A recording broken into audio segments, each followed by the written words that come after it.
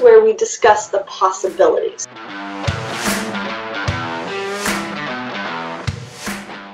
Hey guys, I'm Joe Klemczewski, founder of The Diet Doc, here with Kevin Brunacini today. I got to spend a little time with Kevin in Nashville recently, our corporate headquarters, where he presented his doctoral research to his dissertation committee. Had a lot of great discussion afterward, even with some of his dissertation committee members. And I wanted to spend some time talking about that, Kevin, with you and with our audience, because it's so critical that people understand how important all of our life factors are, all of those variables when we pursue any kind of goal. And I want to attach this to Corey Probst's original research. So as our wellness director for her doctoral dissertation, she created a platform of using self-determination theory in weight loss pursuit, in weight loss goals. And her premise was, we talk all the time about what diet is the best, how to optimize the mechanics, the nuts and bolts of nutrition, making sure all of those things are in order. But if somebody has a general stressor in their life, if something is really kind of crumbling around them, probably no goals are going to be acquired. You know, it's going to be a real problem with doing anything in life. And we know that some type of health or physique transformation takes more than just a cursory effort. It's quite a big commitment. So Kevin Brunacini, who is the Diet Doc owner of Independence, Kentucky, is a nurse practitioner, already had his master's degree in NP work, went on to do his doctorate in nursing practice. And he also wanted to look a little bit deeper into Corey's research and see if we could build an assessment tool that would help predict and identify some of those factors that would help people with weight loss by really not looking at entirely just weight loss factors, but those other things. So, Kevin, before we jump into all of that, maybe give us just a brief review in your words. What are the components of self-determination theory, and why was this important in your research? Well, I'll start off with saying thank you, Joe, for having me on here. And I'll further preface that, I'm not just someone who, I'm not just a thin guy who is wanting to discuss all this and, haven't gone through the ropes of weight loss and weight maintenance. I have been, in fact, been obese for a good 5 years or so. And, over a course of 4 years, I lost 100 plus pounds and have kept it off for 7 years. And through that course of going through the ropes, having to learn how to lose weight and maintain it, I myself had to learn behaviors much more than just knowing how to eat, what not to eat, and be consistent, have enough grit. It was a lot more than that. So clinically, okay, I got to call a timeout right there on you, man, because most people might just gloss right over that. You lost 120 pounds and you've kept it off. I have, yeah, for 7+ years. Incredible. That's incredible. So I know that's going to factor into your story if you've done that successfully, because I also want you to address recidivism and why that 7-year mark is so important. I mean, 120 pounds is unbelievable as an accomplishment, but more than that is keeping it off. So I just wanted to interrupt you, make sure we address that as you tie that into self-determination theory. Not that I did something wrong. We're starting over. Well, take on that note, just the statistics are dire, as we know.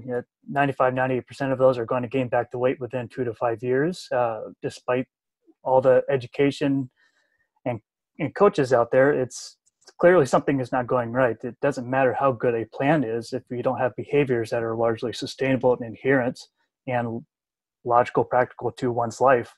So that's where behaviors is ultimately the crux of success, regardless of weight loss. It's the same with anything across the board with a long-term commitment.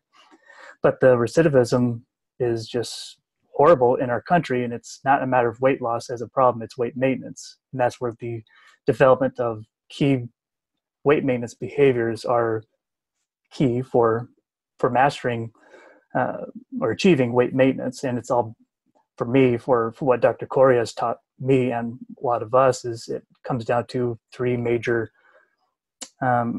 motivators based off the self-determination theory: competence, autonomy, and connectedness, a sense of support. And that helped stem and create the tool that her and I developed for my study. And that's what we analyzed and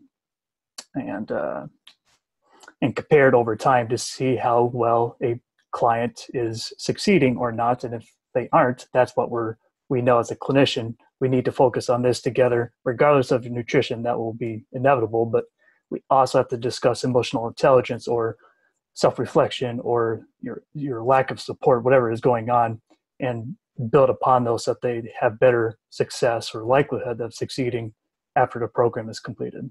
Okay, so we're looking at some psychological factors, some mindset factors, which means we have to kind of delve into their social lives a little bit. So the average potential client comes in and they say, hey, Kevin, I want to lose 50 pounds or 100 pounds. And you might automatically say, well, let's go through all of the assessment stuff with diet and nutrition and your health history. And here's a program. Let's just start losing weight. Instead, you're talking about saying, let's look at some of the factors in your life in terms of motivational, incentive-based things, these three psychological components, see where you are with those. And we might need to address that as part of your programming. So before we pick those apart, let's tie them into weight loss. When you say autonomy, competence, and connection, go through those one at a time and tell us how you would look at those with a potential health transformation client. It's kind of, I'd say it's really quite tough you can separate it out, but they're all so unique in terms of what the assessment we use. They're all infused with one another with each competency skill that we manage or compared. I can't think of the term. Assess. There we go. But autonomy is a sense of, I don't want to say free will, but a sense of choice. I'm not telling clients or patients, for that matter, you need to do this or you'll die, or you must do this or else. It's a matter of collaboration of what's important to you, what foods do you like, what is important to you in terms of life endeavor or focus, whatever is going on, and get that sense of their viewpoint, their preferences, and build that into a program rather than just ignoring it or not even asking, which in medical care, that's sometimes the case. In 10 minutes of a visit, we don't have time for that. Mm-hmm. That's another topic. Competency is a sense of mastery. They see this as well a lot in primary care, is just, what do I need to do to lose weight? Eat less, move more. There you go. Prescription, see you later. That's not going to do anything to help them. We need to teach them. And not only do we need to teach them, they need to be willing, or they need to be open to learning a thing or two about nutrition, behaviors, lifelong behaviors that are sustainable and practical. Then lastly, support, and that's kind of an obvious one. Most people don't lack that, but that doesn't mean that they still need some type of support ongoing during the process, because that's hugely important. But afterwards, if they don't have a setup in place, that can make or break it for a lot of people. So we have to tackle all those elements within every competency, or try to at least.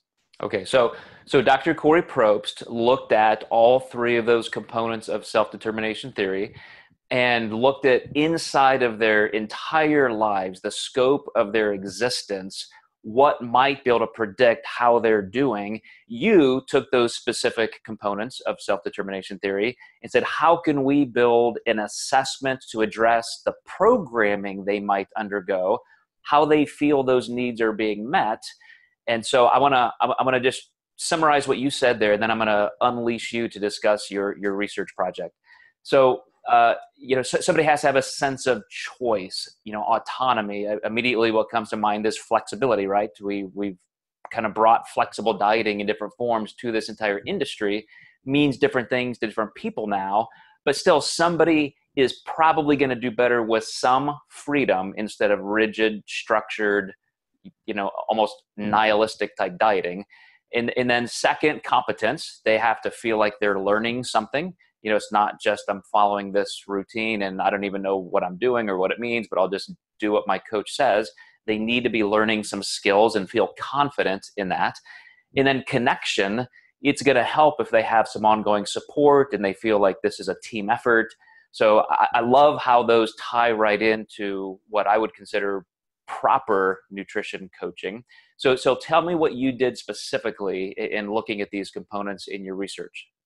What we, taking Corey's ideology of how to approach individuals, the National Weight Loss Control Registry has analyzed tens of thousands of individuals who have successfully lost and maintained their weight over a certain time, and utilizing those studies and synthesizing what are common key behaviors, because while we tailored it down to 6 just for the sake of easy to remember, we use the mnemonic master to outline those behaviors. But we could have, if we wanted to ideally use whatever we wanted, it could have probably been 20 letters long, but clinically that's not very practical. So with that as a background into this, what we developed is an assessment that we utilize the word master as a mnemonic. So the one main thing that's really tangible or objective that we're measuring, which is the letter M, is monitoring stats. That would be your basic nutrition numbers or exercise numbers, logging that sense of objectivity that we know is critical for body weights that are critical for progress. That's kind of an obvious thing that anyone would do in nutrition coaching world. That the rest are all rather subjective and more mindset based. So the second would be A, that'd be accessing support. That goes with especially connection. S would be self-control, self-regulation. This is where it gets a little convoluted, but the self-control, self-regulation is just that's Corey's world. She could speak go to a whole mini series of that. T would be tame food choices, trigger awareness, kind of a combination of things, because we really couldn't say one was more important or less, but both have valid reasons for weight maintenance principles. E would be emotional intelligence, critical one. I'll just leave it at that. And lastly, R is reflection, self-reflection, and that assessment is what we use every week with client follow-ups, and the clinician would grade them and based on responses, their discussion, how are we feeling, what's going well, what's not, and based on that competency grading every week, we would hope to see that there was a improvement or a trend upward, that they're feeling more competent. And if not, or we haven't really assessed it, then we know we need to start focusing on this. You're doing awesome with nutrition logging like most people, but self-control is lacking severely. We need to discuss that and shift more towards there in addition to everything. And that it's awareness to the clinician, but it's a opportunity to discuss with the client openly and help them to that point of self-sufficiency. So with your subjects, were they preparing an assessment every week, or was it just the clinician? For the sake of what we did, it was just the clinician. Ideally, we wanted to have the client complete a competency survey that they would submit, but that would have been, it was just impractical for what we're trying to do, and not to mention to have them send it to the clinician send it to me so I could obtain it, or send it to me and they don't know me and I'm reading their responses. It was too impractical, so it just made sense to give it to the clinicians. Right. And for those of you watching, that's one important thing to understand about research. You've got so many moving parts, and Kevin had almost 100 subjects, which makes this a great large-scale study. But we can't look at everything and try and connect all of these lines, as very common in science. Correlation doesn't equal causation. It's easier to look at one thing at a time and study that, assess that, then put it in context with other studies. So one of the things I spoke to Kevin about after his presentation was where to go from here. What studies now can we do to investigate deeper into some of these areas? So Yeah, my only question to you, Kevin, was to make sure that everybody understood the flow of exactly what you were looking at. So the clinicians were filling out this weekly summary or assessment on where each of their clients were fitting in, maybe struggling or excelling at these different skills that you're teaching. Then they are able, so that this almost does look at two things. You're looking at a tool that will allow the clinician to identify what might need more specific work with their client, which is incredibly helpful. But then that's also going to be something that client can use to accelerate their results. So tell me what you found. What were your results and interpretations? Well, what we found was a 27.5% greater likelihood of a client to successfully succeed in maintaining their weight. What's factoring into that is obviously the client's improved competence, but in order for clients to improve, they have to be taught and demonstrated on how to properly do it. So it factored in the teams, the clinicians' understanding of these competencies, which was another segment or sphere that I had to teach them, and then they had to apply it towards their clients. So by factoring both competencies of the clinicians and clients, that's what led to or calculated 27.5% greater likelihood. But as far as the clinicians, we can they had a 32% increase of their own competency, which is remarkable of itself, just from our from a company base. But the clinicians or the clients, there was a 14% net increase. There's still 14%, 27.5% median increase. It's still, over an 8-week period. That's a tremendous improvement, or by really not doing anything that much more different other than just more specific education and care to the client. It's phenomenal. Yeah, if I were just skimming this, if I did not know you and I just saw this in a journal, what would stand out to me is, even if there were some unanswered questions, as I said, we can't look at every single variable in one study, but I would see, okay, this was almost kind of a blind thing for the clients. It was the clinician filling out this form, this survey, grading their clients every week, focusing more on that. So just because the clinician was more focused on assessing and meeting these 3 psychological needs, the 3 basic psychological needs that we all have, you were able to increase their results by 27.5%. That's almost a third greater results, just with that one tiny change in behavior on the clinician's part, which took an assessment tool.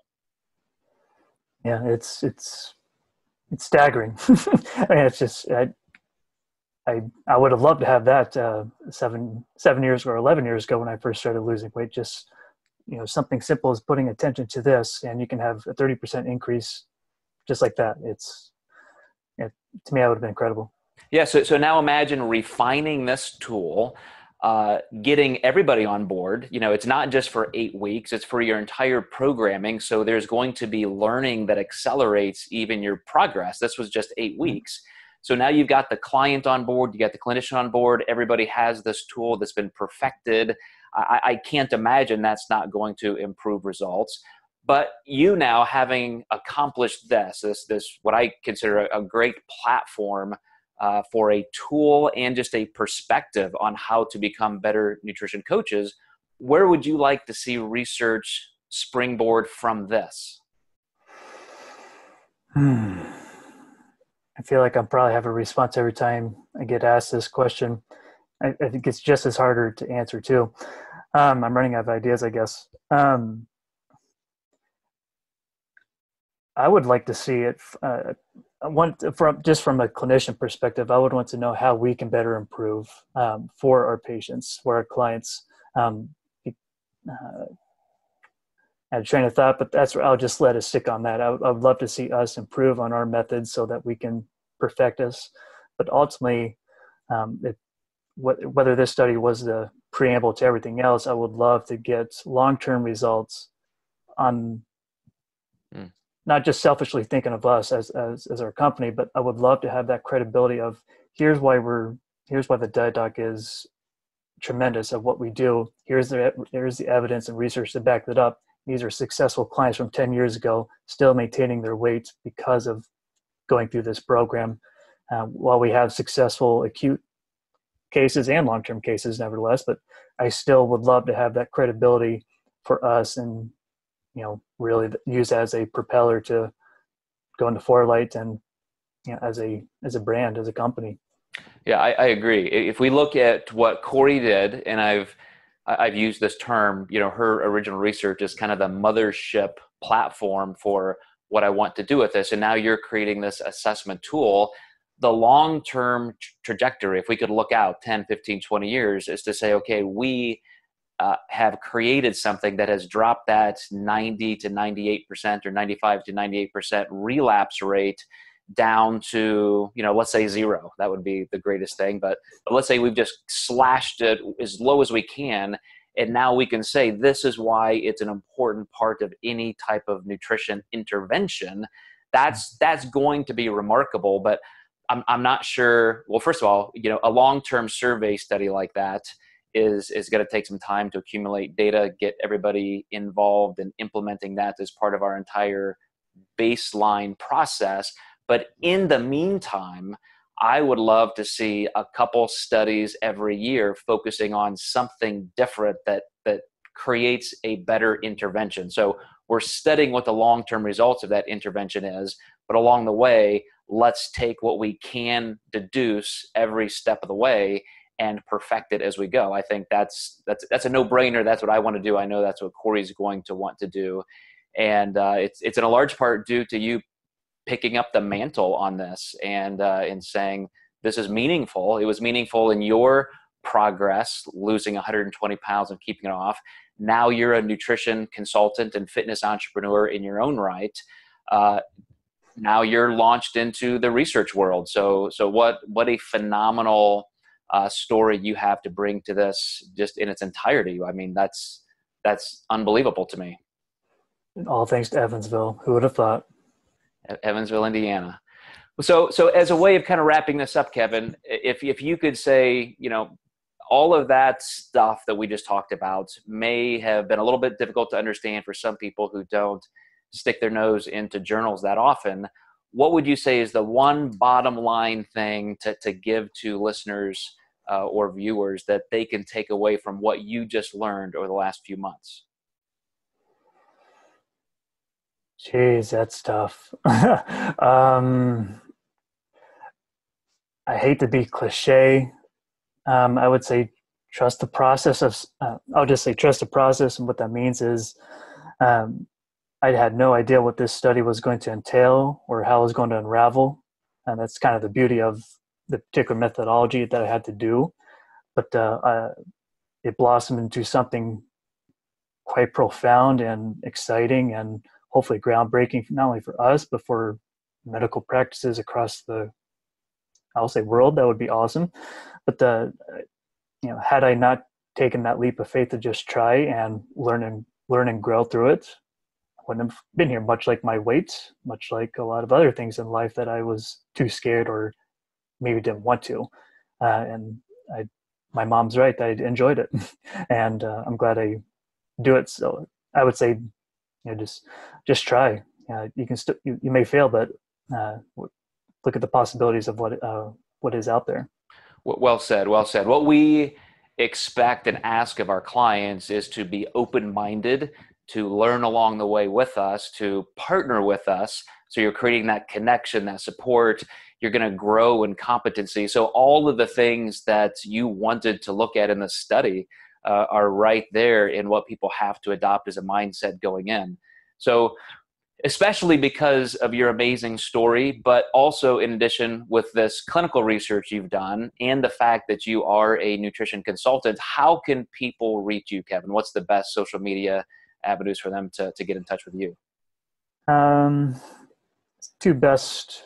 There's my website, the dietdoc-independence.com. But social media wise, Facebook is the same same title, thedietdocindependence.com, and Instagram is Bruno, Bruno, FNP is my username, and always open to questions and any support or help there is. Awesome, man. We'll have all that contact info in the show notes for everybody.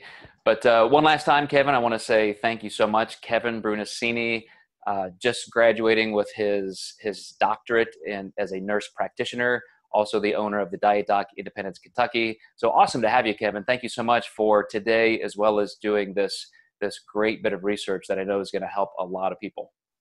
Thank you, Joe. Happy to have the opportunity, and we'll keep rolling out some more. All right, then thank you guys for listening and watching, and we'll catch you next time. Thanks.